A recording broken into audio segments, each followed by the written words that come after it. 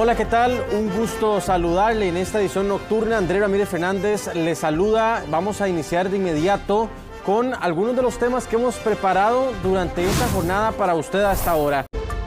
Una de las noticias del día: la Policía de Control de Drogas reportó un aumento del 67% en los decomisos de drogas durante el 2025. La lucha contra el narcotráfico dejó cifras contundentes durante el 2025. La Policía de Control de Drogas reportó un aumento del 67% en los decomisos de sustancias ilícitas, principalmente cocaína y marihuana, además de drogas sintéticas. Veamos, durante el 2025 la Policía de Control de Drogas decomisó cerca de 40 kilos de cocaína, lo que representa 23.000 kilos más en comparación con el 2024.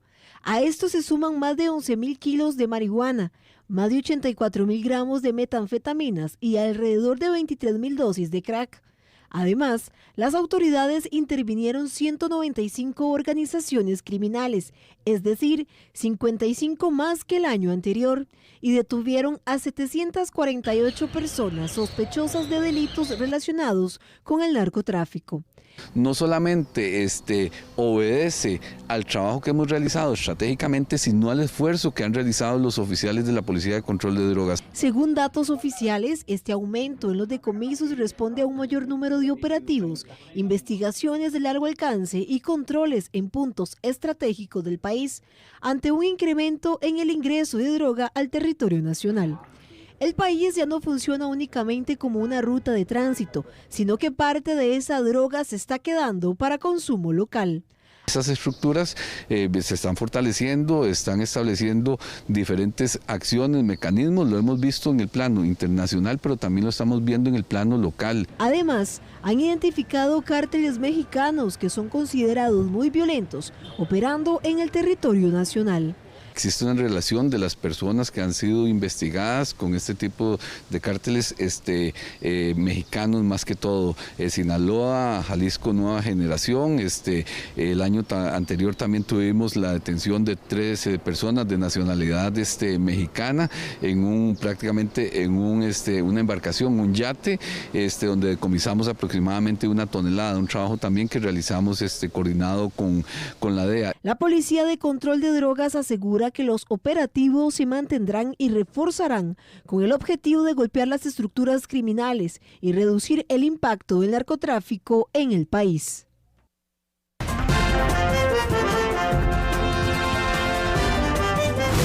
El cobro ilegal de peajes o tributos, entre comillas, a comerciantes ha aumentado en el país por parte del narcotráfico, dicen expertos en seguridad. Vamos a adentrarnos un poco sobre este modo de operación.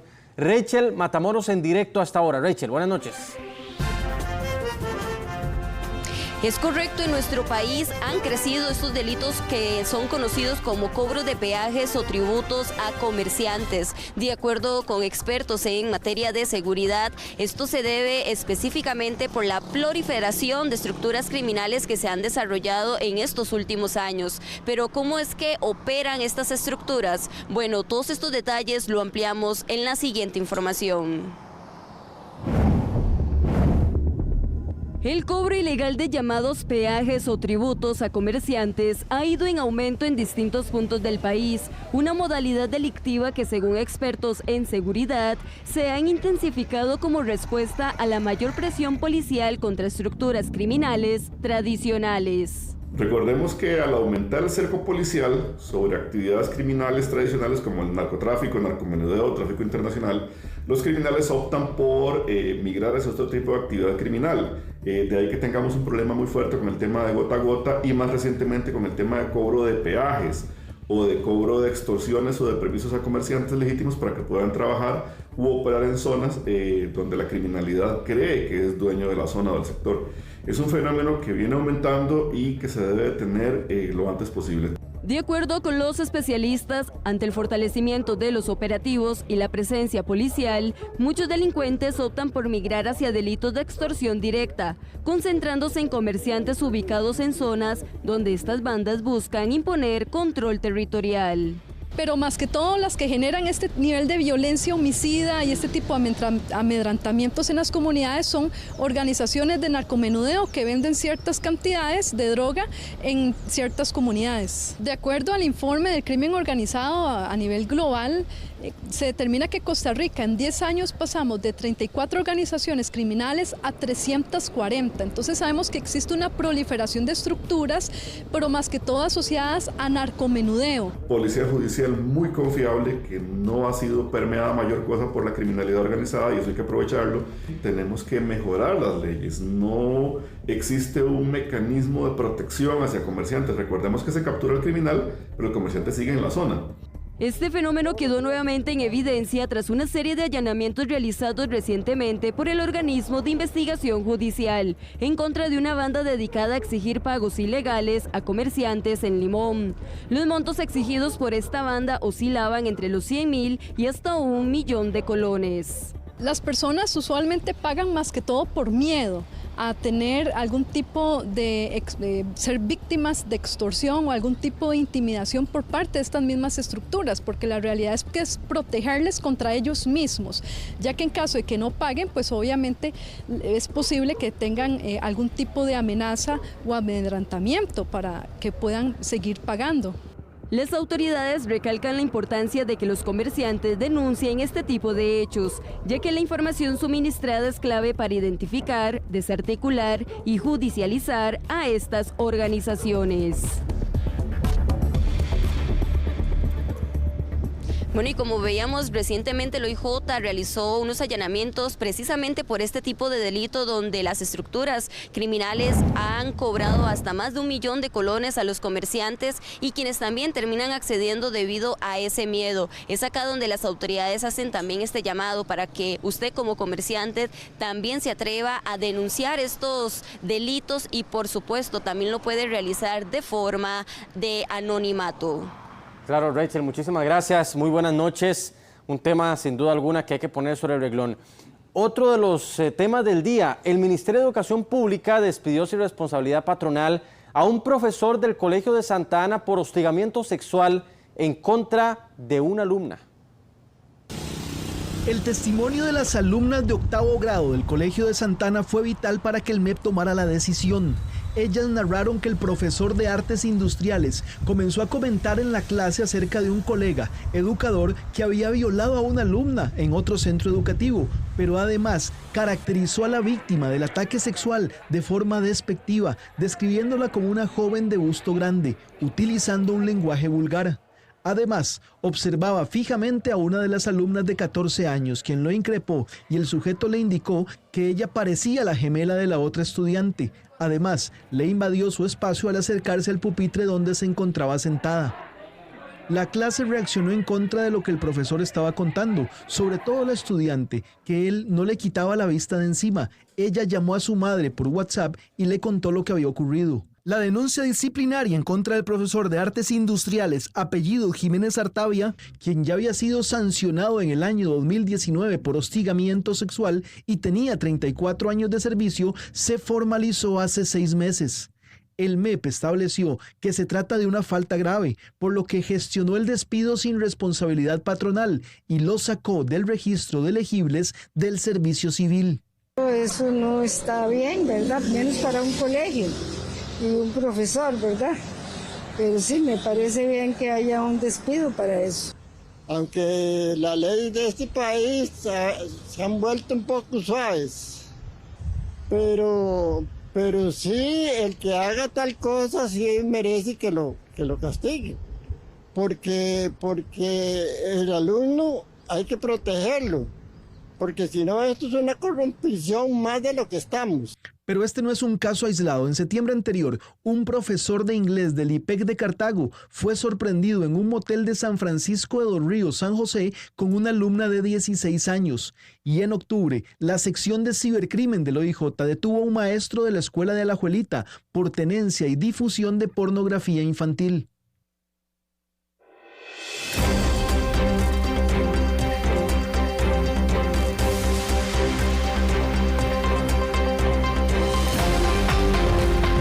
$19,000 solicitudes de refugio por parte de venezolanos ha recibido el país en la última década. Estamos hablando que el Morera Soto, el Estadio Saprissa, por ejemplo, completamente llenos de venezolanos, es el equivalente de los que han pedido refugio. Jeffrey Naranjo está en directo, ahí lo tienen en pantalla, nos actualiza sobre este último dato. Jeffrey.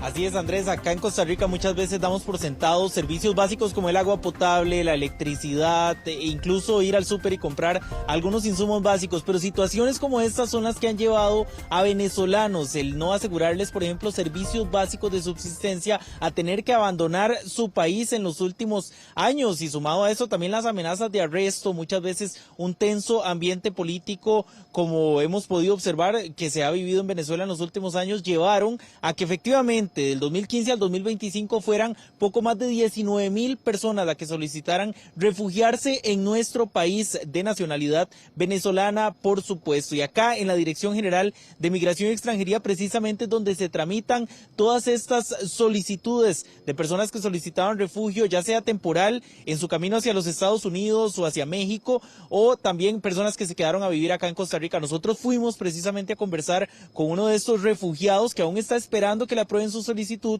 pero que se vino a hacer su vida con su familia acá en Costa Rica, y nos contaba una historia bastante interesante: por qué salió de su país, qué situaciones tuvo que afrontar, cómo fue incluso cruzar la selva del Darién. Vamos a ver todos esos detalles en la siguiente información, aunado también al criterio de expertos. ¿Qué implicaciones tiene para un país recibir tantas solicitudes de refugio, por ejemplo, los servicios educativos, de salud y demás? Veamos la siguiente información. Darío José Hernández es venezolano. Vive actualmente en Costa Rica y lleva 2 años esperando que le aprueben su solicitud de refugio.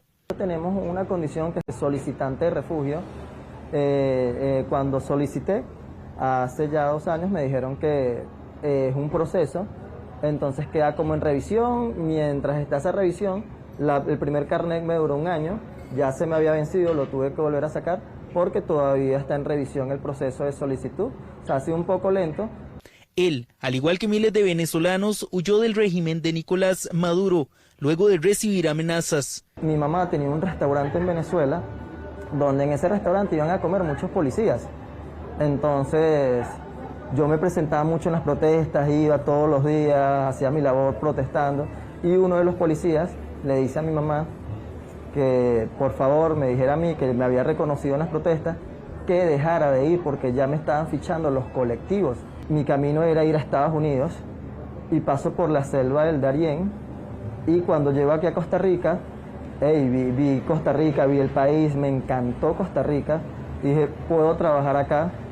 Nicolás Maduro relevó el poder en Venezuela en el 2013. En los años siguientes, las solicitudes de refugio por parte de venezolanos a Costa Rica fueron escalando más y más. En los últimos 10 años, la Dirección General de Migración y Extranjería recibió 19,694 solicitudes de este tipo. Por ejemplo, en el 2015 la cantidad de solicitudes de refugio fue de 280. Para 2017 se alcanzó la cifra más alta, con 3,064 solicitudes de refugio. En el 2021 la cifra escaló a 2,927 solicitudes. Para 2023 la cifra se situó en 1,809 y en el 2024 en 1,670. Porque estas personas reciben el permiso de trabajo, entonces eso quiere decir que de una vez se integran. Al ser solicitantes de refugio o tener ya la figura de refugio, estas personas tienen una figura especial, ¿verdad? Lo que quiere decir que son protegidas por el Estado, ¿verdad? En el sentido de que no pueden ser devueltas a su país porque su vida corre peligro. Algo que llama la atención es que son más los venezolanos que están saliendo de Estados Unidos y pasando por nuestro país que los que salen de Venezuela buscando hacia Norteamérica. Como se puede observar, 3,666 personas durante el 2025 iban hacia el norte, en tanto 19,217 personas, en su mayoría venezolanos, venían de ese país. La situación política de Venezuela no necesariamente se va a traducir ¿verdad? En un éxodo masivo de retorno a Venezuela. Tenemos que estar a la expectativa porque no necesariamente van a regresar y también puede ser, ¿verdad?, que esta situación política más bien siga manteniendo esa tensión interna y ellos sigan saliendo, ¿verdad? En el 2025 fueron detectadas 932 personas varadas en los chiles, el Catem Sur y San José. 919 casos se dieron en espacios públicos y 88% en la gran área metropolitana, en su mayoría personas procedentes de Nicaragua y Venezuela. Claro, esto es un fenómeno que no puede invisibilizarse. 19,000 venezolanos en la última década. Ahora, Jeffrey, ¿cómo ha sido la adaptación de quienes han logrado el refugio en Costa Rica? ¿Qué es lo que ellos cuentan, por ejemplo? Bueno, Andrés, hay casos muy variados porque en tanto algunas personas, y nosotros lo hemos visto, incluso usted que nos está viendo en su casa, han visto personas que están pidiendo en la calle, otros han logrado conseguir algún trabajo e instalarse a vivir acá en Costa Rica. Y el caso, por ejemplo, de este muchacho que entrevistamos, él tiene un restaurante en Santa Ana, varios venezolanos inclusive que trabajan en este restaurante, y nos llamaba mucho la atención, véanlo ustedes en este momento en imágenes, uno entra a ese restaurante, lo primero que ve es una gran fotografía en la pared de Caracas, Venezuela. El arraigo hacia su país continúa pese a que están lejos de la patria que los vio nacer, y él nos comenta incluso que muchos venezolanos visitan ese restaurante buscando no solo la gastronomía de su país natal, sino que también al ver esta fotografía pues recuerdan la capital donde vivieron, lugares donde trabajaron, calles que solían transitar, y también pues esto muestra esa parte humana, ese arraigo que continúa para estas personas refugiadas, pese a que ya no pueden volver a su país en muchos casos o ven lejano poder regresar, traen algún recuerdo, traen parte de su patria y su identidad al país hacia donde han tenido que emigrar. Sí. Qué duro para muchos de ellos, por ejemplo, ver este cuadro y añorar con volver a esa ciudad. Jeffrey, muchísimas gracias por ese reporte. Vamos a continuar ampliando sobre el tema.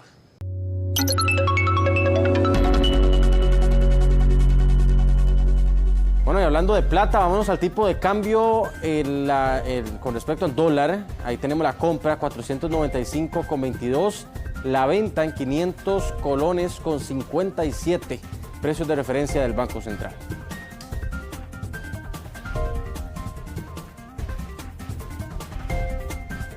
Y hablemos de política. Los candidatos que van detrás de Laura Fernández en la reciente encuesta de Sid Gallup no tiran la toalla y confían en una eventual segunda ronda. Varios candidatos han reaccionado a la primera encuesta del año elaborado por Sid Gallup, el cual pone en el primer lugar a Laura Fernández con un 41%. Álvaro Ramos, Fabricio Alvarado, Ariel Robles, Claudia Dobles, Natalia Díaz, Juan Carlos Hidalgo, Eliezer Feinsack y Luis Amador terminan de encabezar los primeros lugares de la lista. Álvaro Ramos y su equipo de campaña confían en que estarán en una posible segunda ronda. Esto está entre Laura Fernández y yo, y el país por lo tanto tiene dos vías. Una vía del continuismo, en que dividen, en que fomentan que nada se puede hacer, que nadie los deja gobernar, o la vía que ofrecemos nosotros, la vía del diálogo respetuoso, la vía de construir con los sectores sociales, la vía donde usted sabe que los problemas sí se van a resolver. Mientras otros aspirantes lucharán en estas últimas semanas, tratando de colocarse en esa posición. La encuesta de Sid Gallup demuestra lo que vemos en todas las comunidades que visitamos. Crecemos y seguiremos creciendo para que se logre el objetivo de pasar a segunda ronda y ganar las elecciones. Somos la opción, Nueva República es la opción más potable para lograrlo. Nuestro objetivo claramente es situarnos en la segunda ronda y estamos convencidos de que con el trabajo que estamos desplegando lo vamos a lograr. Las encuestas a estas alturas no pronostican lo que va a pasar el día de las elecciones, de manera que lo único importante es la encuesta de ese 1 de febrero. Varios ciudadanos han señalado que siguen indecisos y que esperan los últimos debates para definir una postura. Bueno, los costarricenses se preparan para escoger 60 puestos entre más de 1.200 candidaturas. Además, 131,000 personas podrán votar por primera vez en los comicios del 1 de febrero. El próximo 1 de febrero, Costa Rica va a elegir 60 personas que ocuparán la presidencia, 2 vicepresidencias y 57 diputaciones. Esos puestos se lo van a pelear 1.267 personas, quienes son el total de las candidaturas inscritas en el proceso electoral. De esa cifra, un 51% son hombres y un 49% son mujeres, siendo San José la provincia con mayor cantidad de candidatos con 379 personas. En la posición alta, los cantones con la mayor cantidad de electores empadronados, tenemos el Cantón Central de la provincia de San José, Cantón Central de San José, con 238.939 electores empadronados. Al otro extremo, que son los cantones con la menor cantidad de electores empadronados, tenemos en primer lugar al Cantón de Monteverde de la provincia de Punta Arenas con 4.109 electores empadronados. Por otra parte, 131.403 personas votarán por primera vez en las elecciones nacionales y habrá 7.154 juntas receptoras de votos. Son 4 poblaciones especiales que tienen una atención directa y particular respecto a su participación en el proceso de votación. Por un lado tenemos aquellas personas que están en centros de atención institucional o centros carcelarios. Tenemos un padrón compuesto por 10.730 personas privadas de libertad que podrán votar en 29 juntas receptoras de votos que estarían habilitándose en diferentes centros de atención institucional. Igualmente personas adultas mayores que residen en hogares de larga estancia. Fuera de nuestras fronteras votarán 62.270 personas, un 60% son adultos mayores y un 31% adultos jóvenes. El presidente de la República, Rodrigo Chávez, alertó hoy al país sobre lo que él califica la influencia del Poder Judicial y del Tribunal Supremo de Elecciones en este proceso electoral. Aseguró que tiene información de que el Poder Judicial amedrentará a 22 funcionarios del Poder Ejecutivo antes del 1 de febrero. Vean qué delicado esto que dice hoy el presidente de la República. Vamos a escucharlo. Son reportes. Puede ser que sea falso, pero en vista de cómo se han comportado, cómo montaron el caso Barrenador con respuestas de revisiones de archivos de este ancho en minutos, y cómo se pusieron de acuerdo, y cómo salió a la luz que escondieron los reportes que demostraban que no había sobreprecio en en las cooperativas con Elevais, en lo que es obvio una conspiración criminal de Marta Costa, Carlos Díaz, el auditor de la Caja, los mandos medios de la Caja, de si ya hicieron eso y me informan, gente buena dentro del Poder Judicial, vea, hay una listica 22 a los que van a golpear por razones politiqueras del Partido Poder Perjudicial de Costa Rica. Bueno, y el presidente de El Salvador, Nayib Bukele, visitará Costa Rica una vez más la próxima semana para ver los avances del proyecto sobre la construcción de la nueva cárcel en Alajuela.